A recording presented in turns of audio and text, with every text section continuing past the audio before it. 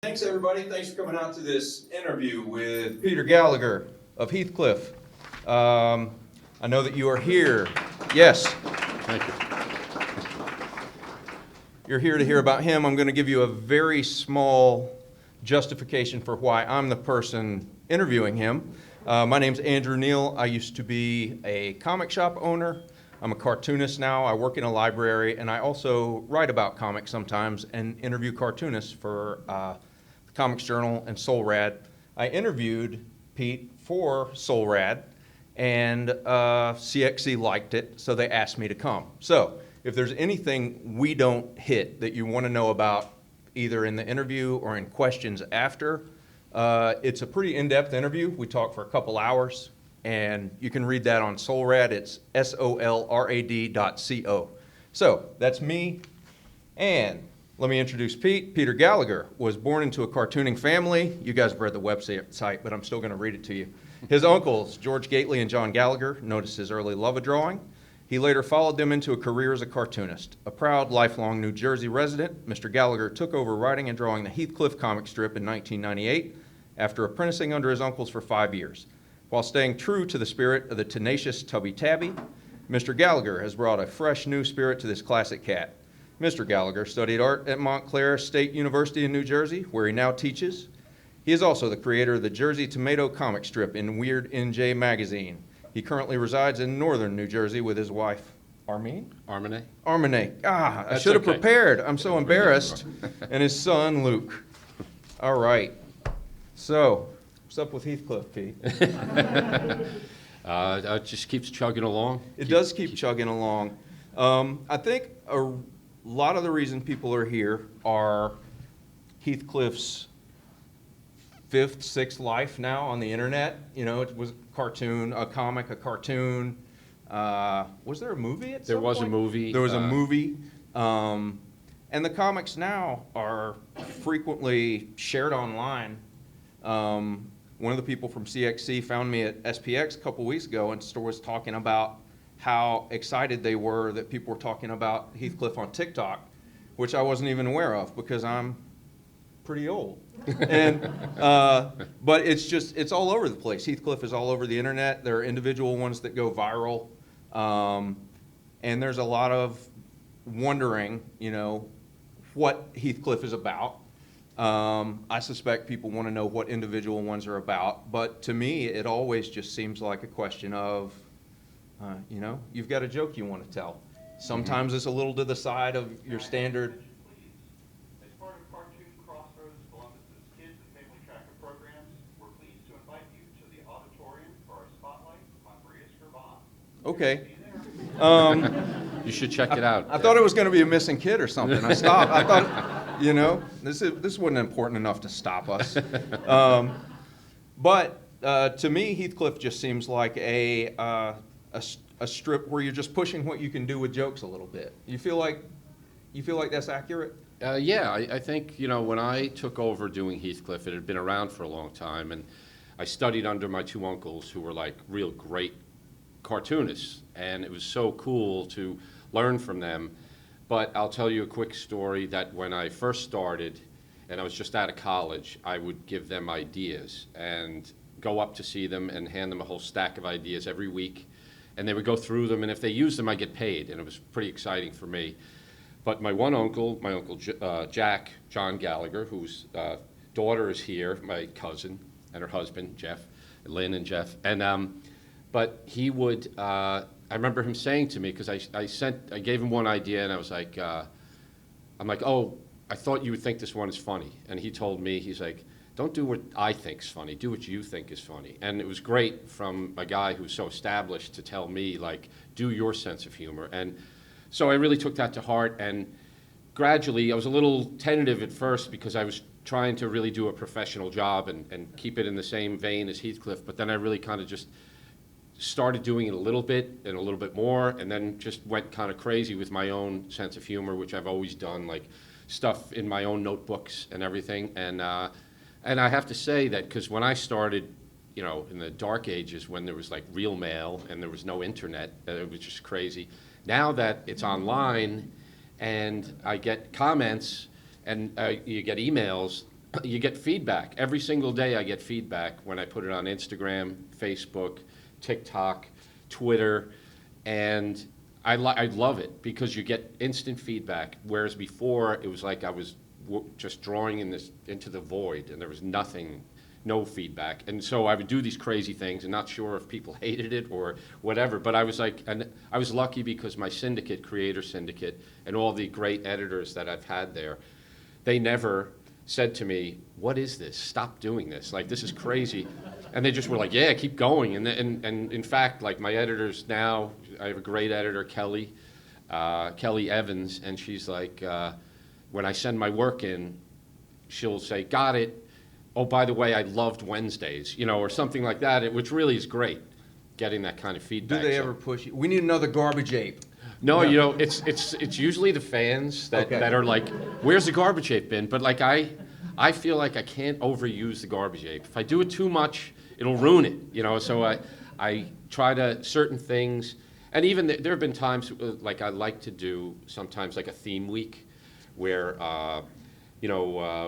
Dirt Week. Yeah, Dirt Week. There was Dirt Week I did one time, and I was in Philadelphia for the cartoonist, the Reuben Awards, and they had a signing at a library, and this woman came up to me and she's like, can you draw Heathcliff with a dirt helmet on? And I was like, yeah, sure. She goes, my boyfriend, when it was Dirt Week, he was like, oh my God, I think this is really happening. It's Dirt Week. And so, and like recently I did one where I had everyone was Great Tales of Gum. It was like Heathcliff on the back fence had something like that. So I love doing that. Usually at the end of the week when I do a theme week, people are like, all right, enough already. Like, seriously, no more gum.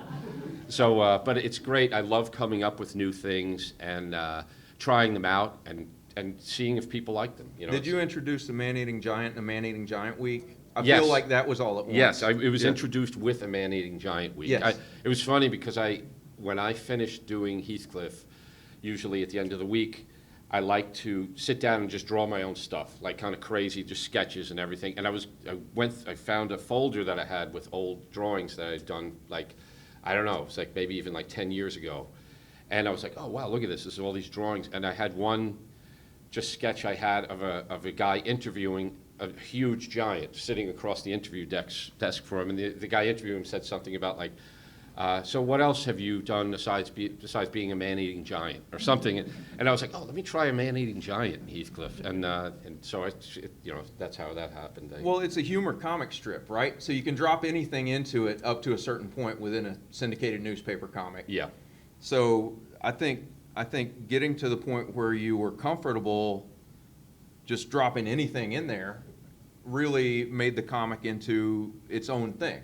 I mean, Heathcliff under your uncles was a different comic than it is now in some ways. Yes, sure. And now it's a bit more, I think some people find it a bit more abstract. Mm-hmm. Some people find it funnier. Some people don't get it. I mean, that's part of making a comic though, right? Or any art. Oh yeah, I mean, there's a regular commenter on Go Comics who does not like my new direction and is always saying, please, God, bring back the George Gately era because we have some real humor. But I feel like I did, when I started changing it from standard gags, I actually did have in mind, I love the idea of taking a traditional, like, household name comic and turning it on its head, but keeping the drawing exactly like it was before. And I was the one person who was doing it. So I tried this thing, and it could have totally flopped and failed, and I could be like, I don't know, like just a janitor right now. But luckily, I mean, I feel so fortunate that people have responded in a positive way. And it took guts too. You told me when we talked last time that you were nervous about doing that, that you didn't want to disrespect your uncles, that you didn't want to disrespect the legacy of the strip. That was all very serious to you. Yeah. So for people to see it and be like, he's just wrecking Heathcliff, or completely misunderstanding your intent. Right. Because you wanted to do Heathcliff correctly, even if it were different, right? Yeah, and I do feel like, I think humor does evolve. I feel like if I was doing the same humor that Heathcliff had in the 70s and 80s, it would put people to sleep. You'd be like, when you look at like even stand-up comedians, like Steve Martin in the 70s. He was a sensation.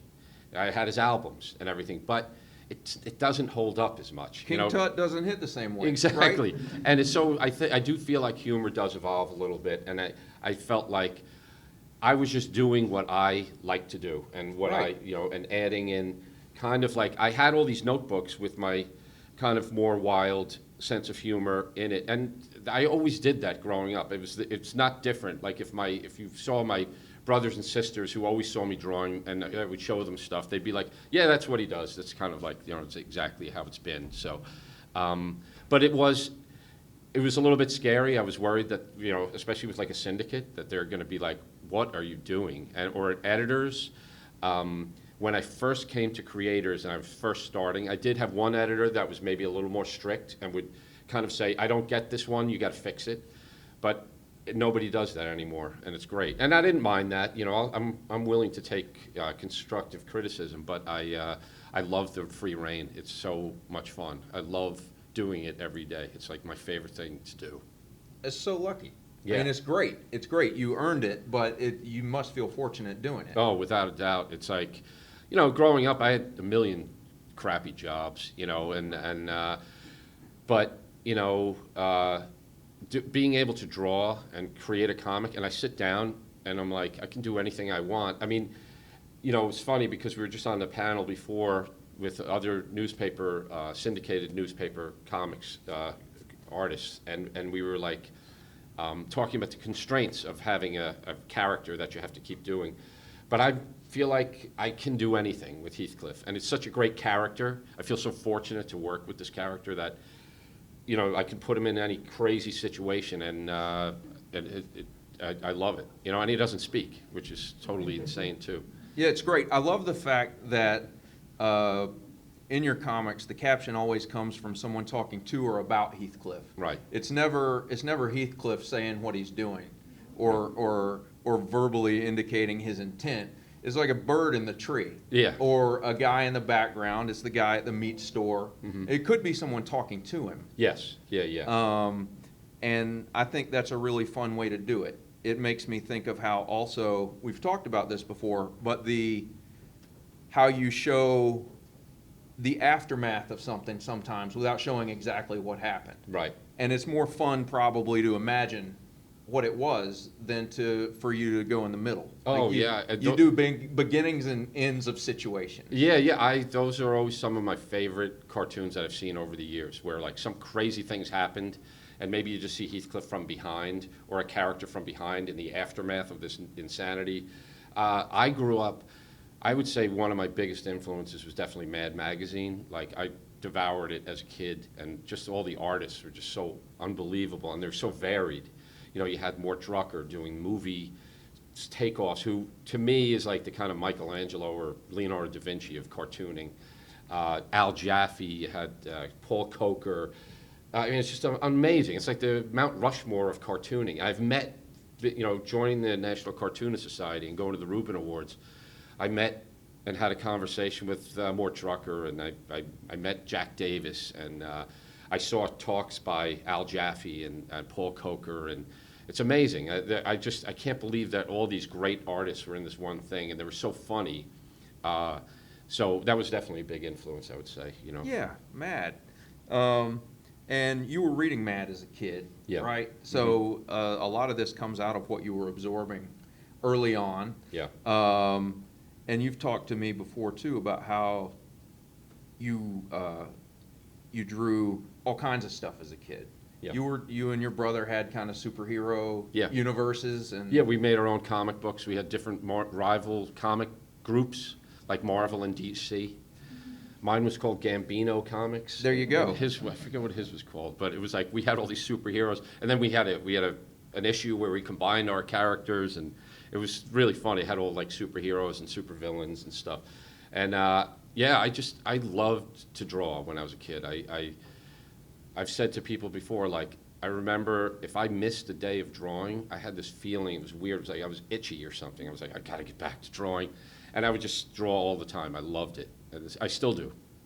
I want to briefly talk about one of my favorite recent Heathcliffs, because I have that ability as the moderator here. There was one where Heathcliff has a sign that says, "It's me." And then, is it a bird? A Yeah. bird says, "It's him." And I saw that. I was at my day job reading Heathcliff and just started laughing. It got me so hard. I feel like it was just such a good strip that could simultaneously like be one of your new, like, what is this? I went home and I showed my wife. I was like, check this out. And she was like, oh, it's him. Like, she got it. She 100% was down with this one, right? So, but I wanted to mention it just because to me it indicated like you're still pushing it, right? Like you're still trying to figure out what's another new thing I can do. Oh, yeah. Because so many people will be like, all right, I made this weird. I put an ape in here.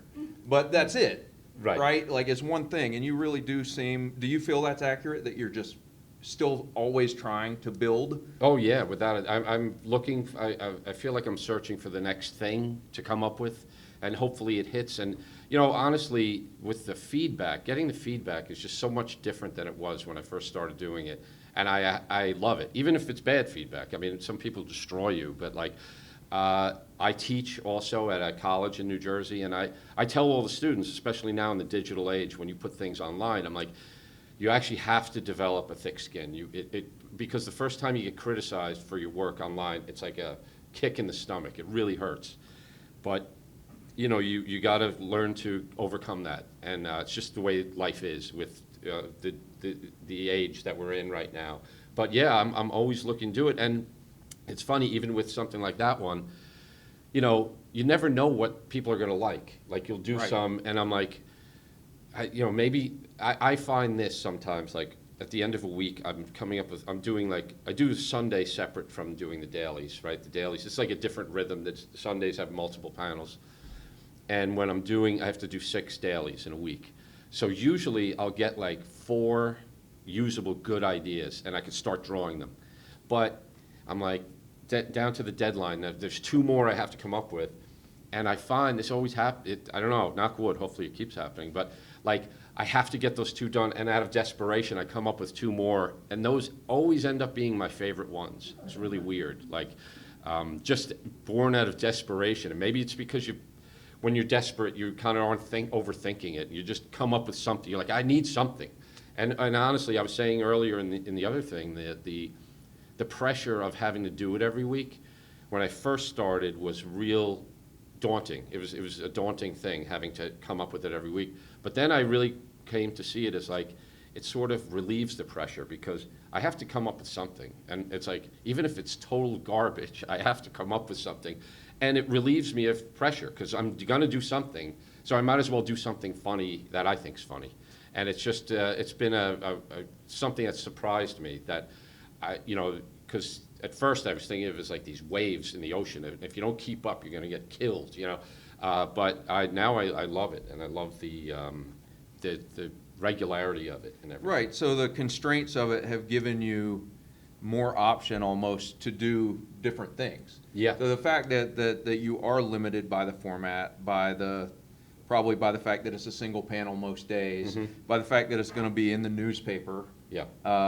That certainly limits your content options in some ways. Sure. Not that I think you're sitting at home like, oh man, I can't draw this, but maybe you are. But I think a lot of people find that the limitations that even beyond like I'm making a comic as opposed to some other art, like putting more limitations on that, even down to I got to get this done now. That's the limitation.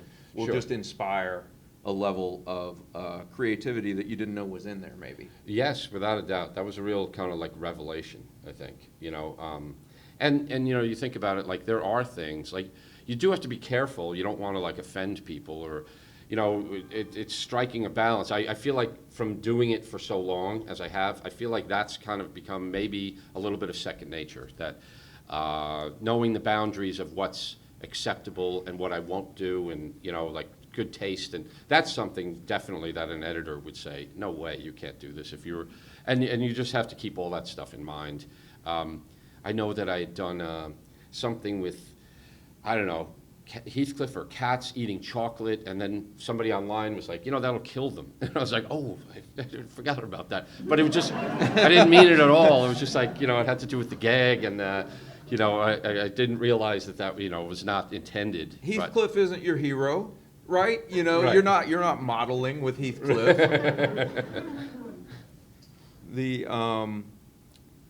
And you still work pen and paper. Yeah, and you color digitally, right? I think people would like to know a little bit about your process. Yeah, sure. I was taught by my uncles a long time ago, and I work traditionally. I have a light box on my drawing table. I have this drawing table that belonged to my Uncle George. It's his drawing table. It's got a square cut out for a light box on it, and then a big sheet of glass over the whole thing. And I draw just on computer paper, and then I trace the border, the size of it. And that's what I do my rough on. And then I have printed up, it used to be Bristol, now it's like cardstock. I like it, it's a little thinner than the cardstock was really thick.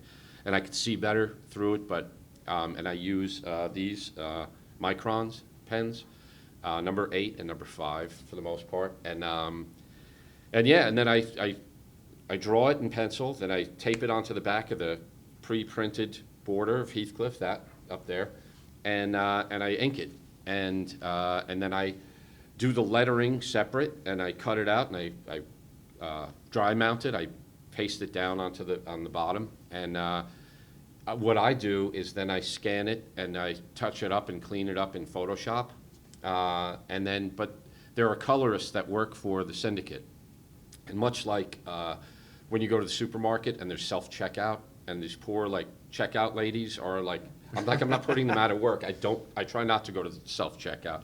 It's just like with the colorists. I want that's their job, so I want them to do the coloring. And I always send them reference, if I'm doing something with on this, Mr. Magoo, I send them a picture just so they get all the colors right. And it's funny, the first colorist that was at the Rubin Awards for Creator Syndicate, this guy named Pete, this one year, he came. It was the first time the colorist came. This one came out a little bit dark, but yeah, Mr. Magoo. I loved being able to draw him. And this guy Pete, who was the colorist for everybody, he did every comic strip that was with Creator Syndicate, and everybody when we got there, I saw my editor. She's like, "Oh, Pete, the colorist is here." I'm like, "Where is he? I got to talk to him." And every other cartoonist was the same way. Whoa, I got to talk to that guy. Wait, no, this is what you have to do. And the poor guy is overwhelmed. But so they color it, and then and we work with daily ones about 4 weeks ahead, and Sundays about 6 weeks ahead, and I'm pretty much right on the deadline. It's nice, Charles Schultz, I remember hearing he was a year ahead, which is completely insane. Wow. Yeah, because, and get this, you guys probably know this, but when he died, he passed away, he was a year ahead, and he died on the day his last comic strip ran. I think he had retired, and a year later, his last comic strip ran, and he died on that day, which is unbelievable. It's goals, right? That's what you're shooting for. Yeah. Right. And you've been doing it for a while, not to be morbid. No, it's true. But now you've been doing it about as long as your uncles did, right? Which is crazy to me, because I grew up, I was a kid, it was so cool to me, having uncles who were cartoonists, we would go to their house. It was the two brothers, my Uncle George and my Uncle Jack, and my dad, who was the youngest of 3 boys, and he was a lawyer. And he was the only one who wasn't a cartoonist in the family. But when we would go visit them, they had their drawing studios, and I would always try to sneak in there and see what they were doing. And it was great. And my dad was always like, "Stay out of there. That's their workspace." And I remember my Uncle Jack, Lynn's dad, one time I went in there, and it just cracked me up. It was just his rough, and his drawings were so beautiful.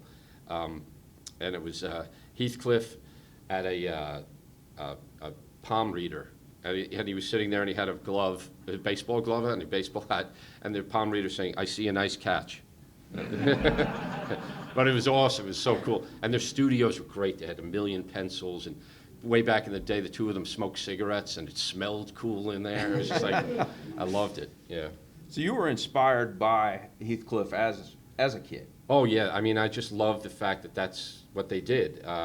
And it's funny, as a kid, we would go to the beach, and our whole family would go down and for a couple of weeks. And my Uncle Jack, again, like one time, he's grinding this out all the time. And I was sitting next to him, and I was like, whatever, 9 years old, and I was drawing. And I loved drawing, and I thought, oh, maybe he wants to draw. Like, I shouldn't hog the pad. And I turned to him like, I go, Uncle Jack, you want to draw? He's like, are you insane? Now, but you have told me that after you get done drawing Heathcliff, you go downstairs and draw. That is what you do to relax. Yes, not all the time, but I like to do that. It's like just kind of, it feels like almost exercise, like I'm coming up with, like, I don't want to just do Heathcliff gags. I want to come up with other things and see if there are possibilities, and then that translates into Heathcliff maybe. It gives me different ideas, so. Right, you're working on the craft all the time. Yeah, and also drawing in a different style too. Like, I had to learn their style to do this, and added some of my own, but it's a great style, and I love drawing it. But it was, when I first took over, and my uncles had retired, I would get like a sheet of proofs from the syndicate with a week's worth of dailies on it. They'd mail it to me. And I was so bad at drawing it at first. I was like, oh, I can't even look at this. But I was like, you know what, I'm getting better. And and it took a while, but I did, so. I think part of making comics is accepting that parts of the comic aren't going to be maybe as beautifully drawn as other parts. Whether you're talking about an individual comic book or an ongoing comic strip, you have to let things go in service of the whole, right? Yeah. So I think that's probably an essential thing. You're gonna, I mean, no matter how long you've done this, at some point you're gonna do something again. And you're like, this isn't up to snuff, but you're gonna keep going. Yes. Yeah. And I think that probably happens to everybody who makes these things.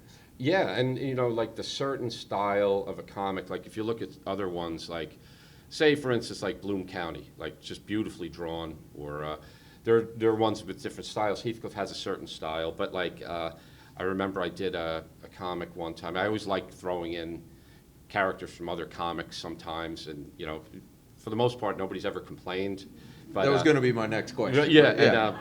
But I loved something about Mark Trail, just cracked me up. I love this, the beautiful drawing in it, and that's this action comic, and the way we draw like animals, and it was unbelievable. So I took a crack at it one time, and I think I had a deer, and a woodpecker, and a raccoon, and Drew tried to draw the trees just like Mark Trail, and I had Heathcliff and Iggy walking, and Iggy's turning to him saying, I think we wandered into Mark Trail.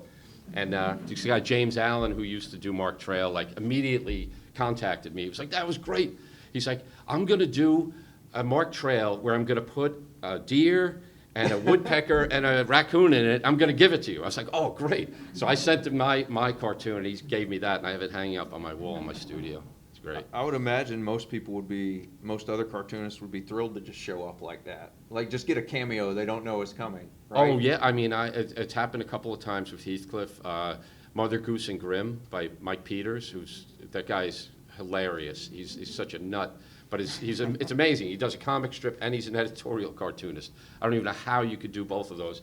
But he's put Heathcliff in there a bunch of times where he didn't even draw it. He just had one where Grimm and the cat are playing like online hairball or some fantasy hairball, and he's like, I've got Garfield and Heathcliff on my team or something. So it was really an honor, I felt like, yeah.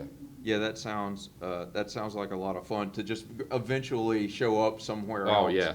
In the same way that you've done it too. It's like a game probably. Yeah, and I've put Garfield, the rivalry of Heathcliff and Garfield, I put Garfield into a bunch of Heathcliffs. The first time I ever did it, I just had one where you see the back of Garfield and the front of Heathcliff standing there, and the birds up in the tree are saying, it just got real. and people kind of freaked out a little bit over it. I felt a little weird sitting on that bench with Garfield knowing I was going to be interviewing you the next day. I know. You're going to have to leave now. Exactly. I felt like I was a traitor there. No, but I'll just tell you quickly that I had done a few of them with Garfield in it, and Jim Davis actually contacted me and was like, I've got to have that. And he's like, I'll give you a Garfield. And I was like, great. So he sent me a Garfield Sunday. Again, I have it hanging up. But he wrote a note and drew a little cartoon of Garfield. And he was like, hey Pete, I think this orange cat thing's going to work out. I think he's got a jet though. I think he's got a Right. jet. Pausing. Yeah, I've got a car with a Heathcliff magnet on it. That's pretty, I mean, as long as it goes though, right? Yeah. We've talked a little bit about how the feedback is important to you, to be able, how much more you like getting the feedback in this digital age because it's so quick and because it happens, you Yep. know.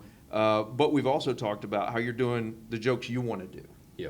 And I think there's got to be this thing in a cartoonist's brain where it's simultaneously very important that it's working with other people, and you have to be satisfied with it yourself, right? Yeah. Mhm. You're making the thing that you want to make, and you're happy that it's working, but they also kind of don't quite match up, right? Because it's not as far as, oh, I don't care what they think, Right. but you can't let it control you. Right. Did you ever have any trouble like justifying those two things? It's a very good point. I think that, you know, you want to give people what they want. If they are liking things and you're getting feedback, that's great. But you also have to do what you want to do and like stretch and also try to. I feel like the more times I've stretched and added new things and you know gotten a little bit crazier, people have responded really well. So my feeling is like, you know what? I think they'd be disappointed if I tried to play it safe and do the same old thing instead of pushing it. And it's great because I'll come back to things like, you know, the meat tank or, you know, the garbage ape or bubble gum. And I love having all those things. And I want to keep creating more things, you know, and see what happens. I mean, I'm trying to think, there's something, lately I've done a thing where I have like this slug that's like kind of like firing up the cats. And he's like, you know, let's go. And, Yeah. And then another one was, I think, take no prisoners or Right. something like that, or no mercy. That was it. No mercy. He's the hype slug. Yeah, the hype slug. And Yeah. the birds are like, that slug looks like trouble. You know, Right. something. The hype slug, yeah. The talking about the bubble gum reminds me of how you have said that you think the way you came up with that was you probably saw an image of someone floating in a book of cartoon drawings that you had Mhm. and thought it looked fun. Yeah. And you drew, you know, just someone floating with the bubble gum, and like that was the reason for it. And so the origin of this ongoing joke that keeps showing up in your comic is, you know, an integral part of it at this point is that you thought it was fun to draw, right? Yeah. And the do you ever have a situation where someone is just really intent on learning what something means, and you're just like, "Wow, I thought it was cool," you know? Yeah, like, yeah. Is it ever just so much more simple than what people are looking for? Yeah, I mean, it's funny because sometimes online I've had people comment, they're just like, you know, I don't know, I had Heathcliff riding on the back of like a bison or something, and it was like, I forget what the caption was, but somebody in the comments was just like, I think Gallagher just wanted to draw a bison. And it's kind of like that. There you like, go. I'm like, that's cool. Somebody finally understood Yeah. Heathcliff, right? Yeah, it's like, you know, it's funny because when I'm teaching, I tell my students, like, I think when you get on a kick and you're into something, you should always follow it. And I feel like with drawing, like, if all of a sudden I'm into, like, I used to hate drawing cars and tanks. I hated doing all that stuff. Then I started doing it a little bit, and then I kind of got really into it. And I don't know, I feel like you kind of have to, as an artist, you're always, it's cool because when I was learning from my uncles, one of the things that I kind of, like, feeling like I was studying under them was the idea that, like, my uncles who were kind of, you know, these experts and these guys who were world known and great, they never told me, like, I'm the expert, you're the novice, do what I say. I've crossed the finish line. I'm the grand poobah, and I'm like, you know, that's the thing. There is no finish line. You keep learning, you keep evolving, and I think that's what makes artists artists. Is that, you know, it's so much fun to like discover new things and just draw every day and draw all the time. I love doing it. It's like, you know, and just getting on a kick about something, like whether it's bubble gum, Right. or something like that. And those theme weeks, I always like it because I get to do the same thing every day for a week. Right. But you know you don't have to do it forever. Right, right. Oh, Yeah. if I did it forever, people would just be like, they're already, after 6 days of it, they're like, enough. You got to Yeah. knock it off with this. Right. So it seems like a big part of the reason you're having this creative success with Heathcliff is because you don't think of yourself as someone who's done learning. Without a Right? doubt. You're humble about it. And I think that you're very good at this. You're beyond a professional at it.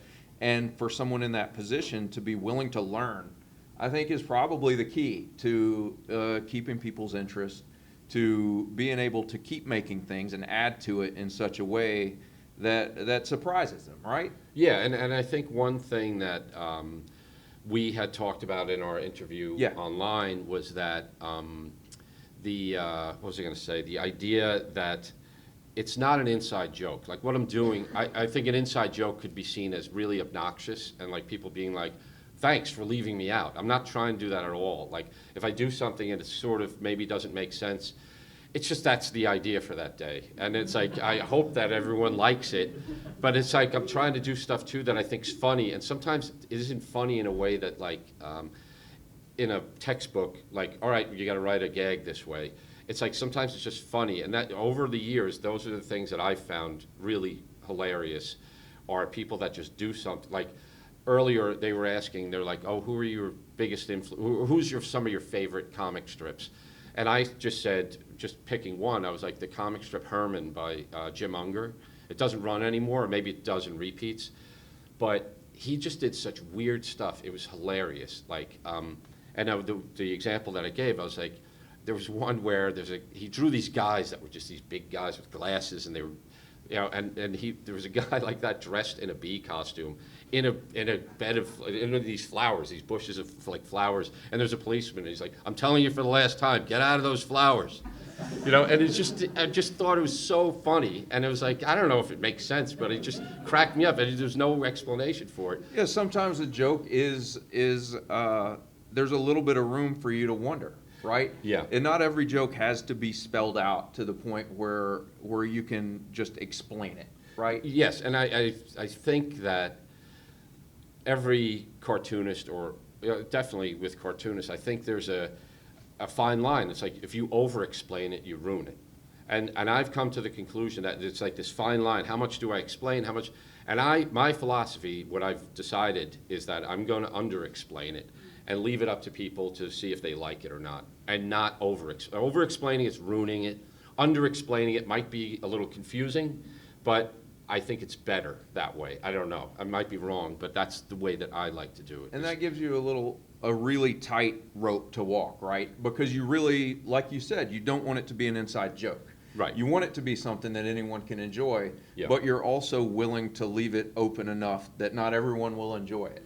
Yeah. Right? Right. It's like the part, I keep coming back to these, like, here's another conflict in your mind, right? Yeah. But you have to be okay with that. Yeah, right. And there are times where I'm like, you know, I think when I was younger and I was trying to just do a professional job with Heathcliff, I probably explained it a lot more. And I just got to the point where I was like, I don't know, something's kind of boring about that. It just, okay, I'm doing this gag, but there are too many words in it. I'd rather It's like just have saying, do you get it? Do you get it? Yeah, and it's like sometimes, like, I don't know. Also, too, just a mantra I have in my head whenever I'm writing a caption is like, make it shorter, make it as short as I can. Like, but I love some wordy comics, and I love like New Yorker comics, but you'll see like 3 lines of dialogue underneath it. I think some of the New Yorker cartoonists are some of the best that are out there. They're just unbelievable. And but I feel like for me, and there's somebody on Twitter that has an account called Heath Yorker, where they take that day's New Yorker cartoon and Heathcliff, they swap the captions. It's really funny. That's good. Yeah. That's a good. And they have their avatar they have for their Twitter handle is the Eustace Tilley Heathcliff? Eustace Tilley Heathcliff with the monocle. Yeah. It's pretty funny with the little top hat. That's good.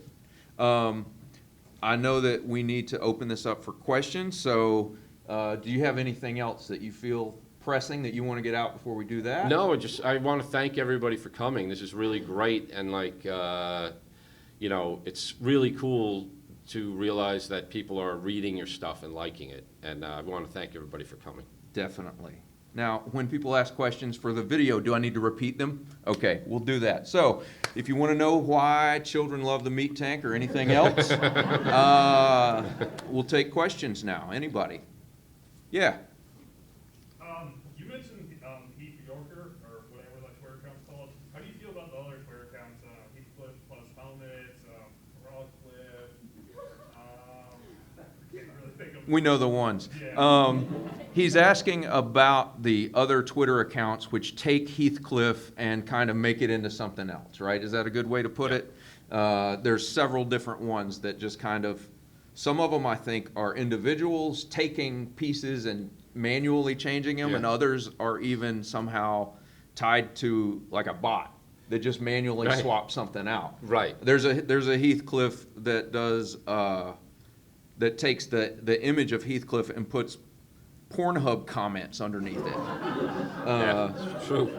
It's not as good as you would think. Yeah.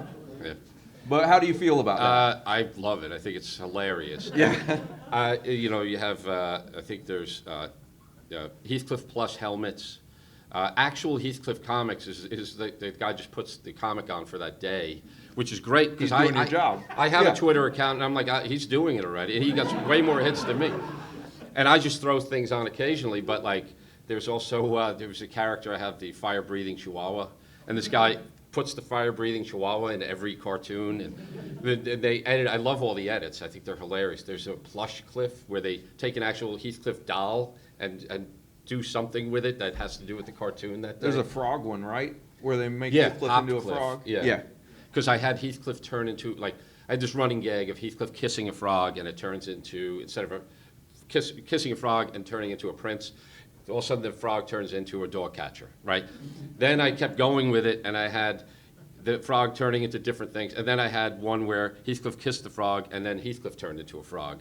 And this one guy went crazy, and he's like, made it a whole This is account. what I'm doing to Heathcliff now. Yeah, He's every always day a he frog. changes Heathcliff into a frog, whatever I'm doing. It's got to be kind of exciting that people are that drawn to Oh, yeah, make stuff out of it. It right? is. I think it's hilarious. And there are a bunch of people that just take a Heathcliff comic, not even that day's, and they just put some other caption on it, which is crazy because it's like it makes absolutely no sense. But you know what? I love it. The more the merrier. I think it's really cool. It's very exciting, and I read them all every day, and I read the comments and everything every day. Yeah. Anybody else? Yeah. Yeah, I'm curious about, I mean, you mentioned a few of your influences in cartooning, but your sense of humor is so, like, absurd and post-ironic, and I wonder, like, do you have any specific, like, humor influences from other, art forms? Oh, that's a good question. I need Oh, to sorry. say that. Yeah, Excuse sure. me, Peter. No, she was basically asking about other humor influences outside of comics, outside of cartooning, that may have contributed specifically to your sense of humor. Yeah, I mean, I think I mentioned Steve Martin before. As a kid growing up, I always thought he was so silly. And like, I remember a movie that I thought was hilarious, and it's one of the dumbest movies of all time, was The Man with Two Brains, if you've ever seen that.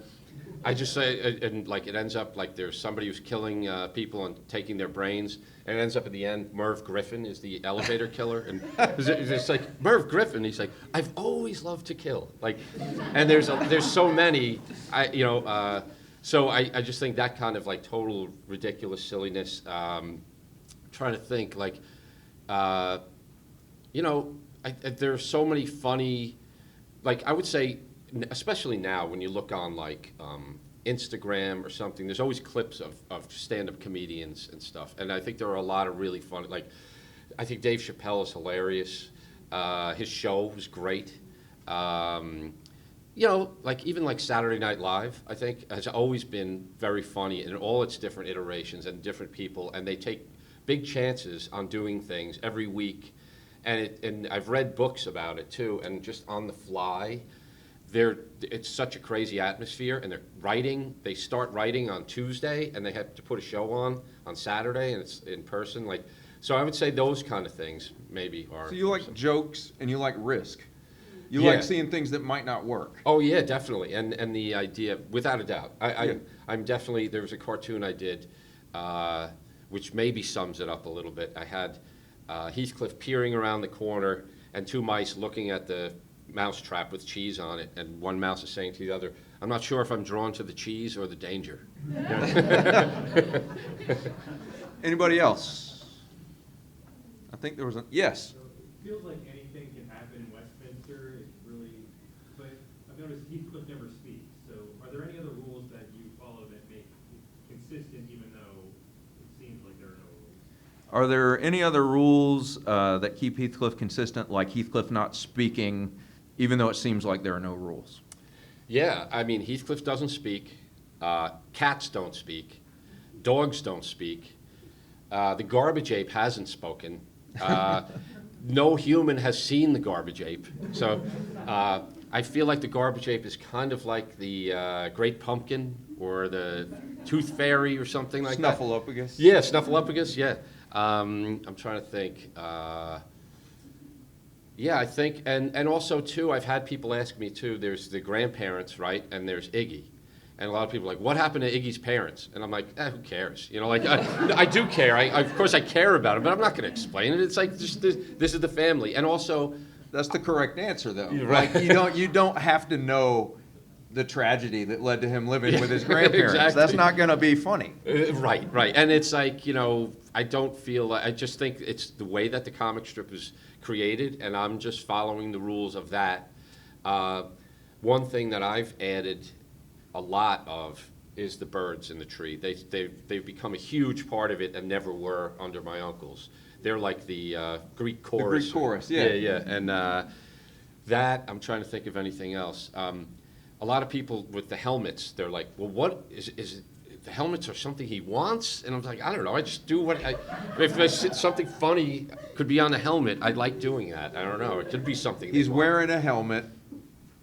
Yeah, That's yeah, it. Yeah. Like, that's the explanation, right? Right, right, yeah. Sometimes a helmet is just a helmet. That's right, Right. yeah. Anybody else? Yes. You, yes. If you had not begun working on the panel with the influence of your uncle's arts, would you be doing art otherwise today, and what might it look like? If you had not been working on the panel under the influence of your uncles, would you still be doing art, and what would it look like? I would definitely be doing art because I couldn't not do it. Even if I had to have, like, be an accountant or something, I would come home and draw. I'd love doing it. And I would love to do something like be a New Yorker cartoonist or have my own strip. And it's like, I do have ideas for other, I have a million ideas for strips. I have notebooks full of ideas for comic strips, but Heathcliff is very time consuming. And I don't have anybody helping me with it. I do everything. I do the Except the writing. coloring. Yeah, except the color. But they were part of my team. Yeah. That's true. I do have that team, and an editor, and Creator Syndicate is really great. But also I have to say I love seeing it come out in an actual newspaper. Like every Sunday, my local paper, the Newark Star Ledger, it's in there, and I get it and it's funny because my neighbor Jack, who lives across the street from me, he's like 85, and he's a huge Heathcliff fan, and he gets the Star Ledger every week and drops it off in my front door, and gets it to me. You're like, what did Heathcliff do this time? You know, I'll tell you what. Like when you work ahead, that's one of the things I love is like, Creator Syndicate posts Heathcliff at midnight for the next day, and I always stay up. And I look at it and I'm like, oh, that's right, I forgot about that one. And I love being surprised by it and working great. ahead like that. Yeah. Well, last time we talked, you talked about how you don't have time for other work much outside of Heathcliff, but you don't in any way resent Heathcliff. Like, you really love doing Heathcliff. I do. Yeah, I feel like I love the style. It's not my own style, really, but it's a great style, and I love learning it. It took a long time to feel like I was comfortable with it, but it's just kind of a classic style, and I love it. And I love the character, and I love that I have this playground to like come up with all this crazy stuff, and I feel like I enjoy it. I love doing it. Yeah, I I'm not sick of it. I don't resent it. Like, you know, I think my uncles, they did it for a long time, and they came up with it, and they kind of ran out of gas. They were like in their 70s, and I'm not there yet. But like, that was one of the things I really liked, was being able to take it over and let them retire, you know, and watch them chill out. So that meant a lot to me. I wanted to make sure to get that in at some point, because that was one of the things that was most fun about talking to you, was just knowing for sure that you are really into this. Without a doubt. It's what you love to do. I love it. Yeah, like sitting down to draw Heathcliff. I'm like excited. I'm like, oh, I can't wait. And like a lot of times, sometimes I'll do it at night, like late at night. Sometimes, like not all the time, but sometimes. And I have another drawing table in my basement. It's like an unfinished base. It's like a dungeon. But I'm going down to the dungeon to see what I can come up. The laboratory. I love it. Yeah. Do we have time for another one? Do I need to stop? One more question. Yes, you've got your hand up. Are you a cat person, or is Heathcliff the head honcho? Are you a cat person? I am actually a dog person. There you go. But I have had cats, and I love cats as well. But I'm a dog person, definitely. And I don't have a cat right now. Growing up, we had 2 dogs and 3 cats. None of them were orange. But my cousin Lynn, who's there in the back, her dad, my Uncle Jack, who worked on Heathcliff, had a cat named Sandy that was a big orange tabby that was a badass. And that, I think, was the inspiration for Heathcliff, without a doubt. Yeah, yeah. And but I do love cats. And I love cat people. One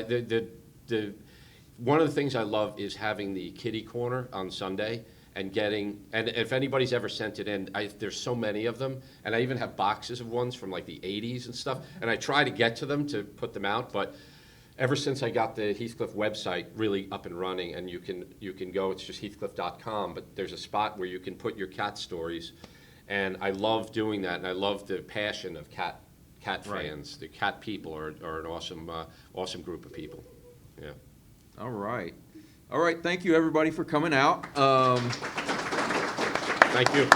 Like I said before, if there's anything we didn't get to, it might be in the interview we did before. It's on Solrad, SOLRAD.co, and you can search Heathcliff. I wrote about Heathcliff there, so did other people, and I have an interview with Pete that's on there. So there is more of this.